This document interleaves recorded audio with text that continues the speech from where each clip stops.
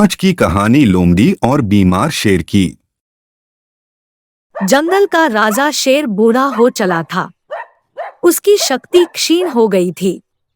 उसमें इतना बल शेष नहीं था कि जंगल में जाकर शिकार कर सके। इस स्थिति में उसके समक्ष भूखे मरने की नौबत आ गई थी। एक दिन अपनी गुफा में बैठा भूखा शेर सोचने लगा कि यदि यही स्थिति रही तो उसकी मृत्यु निकट है। उसे कोई न कोई उपाय सोचना होगा ताकि बैठे बिठाए ही भोजन की व्यवस्था हो जाए। वह सोचने लगा और कुछ ही देर में उसे एक उपाय सूझ गया।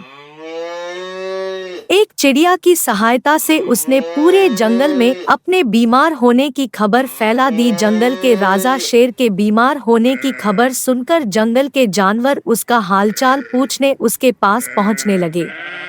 शेर इसी ताक में था। जैसे ही कोई जानवर उससे मिलने गुफा में प्रवेश करता, वह उसे दबोच कर मार डालता और छककर उसका मांस खाता। हर दिन कोई न कोई जानवर उसे देखने आता रहता और शेर को गुफा में ही शिकार हाथ लग जाता। उसके दिन बड़े आराम से गुजरने लगे। अब उसे भोजन के लिए जंगल में भटकने की आवश्यकता नहीं रह गई थी। बिना मेहनत के उसे अपनी ही गुफा में भरपेट भोजन मिलने लगा था। कुछ ही दिनों में वह अच्छा मोटा हो गया। एक सुबह एक लोमड़ी उसे देखने आई। लोमड़ी चालाक थी।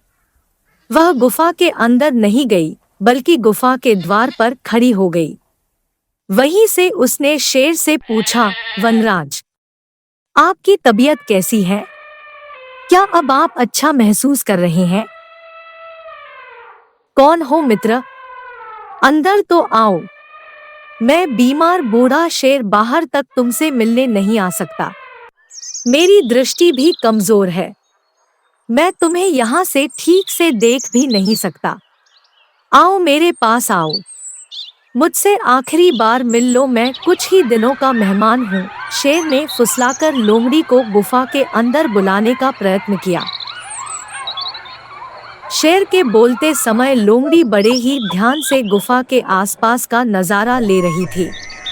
शेर की बात खत्म होते ही वह बोली, वनराज, मुझे क्षमा करें, मैं अंदर नहीं आ सकती। आपकी गुफा में अंदर जाते हुए जानवरों के पैरों के निशान तो हैं, किंतु बाहर आते हुए नहीं।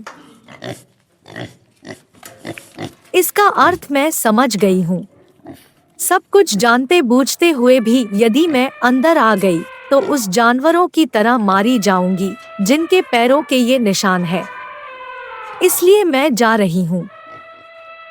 लोमड़ी ने जंगल में जाकर बूढ़े शेर की करतूत सभी जानवरों को बता दी। उसके बाद कोई भी जानवर शेर से मिलने नहीं गया। इस तरह अपनी बुद्धिमानी से लोमड़ी ने न सिर्फ अपनी जान बचाई, बल्कि जंगल के अन्य जानवरों को भी शेर के हाथों मरने से बचा लिया। सीख, मोरल ऑफ द स्टोरी। बुद्धिमान व्यक्ति दूसरों की गलतियों से सबक लेते हैं।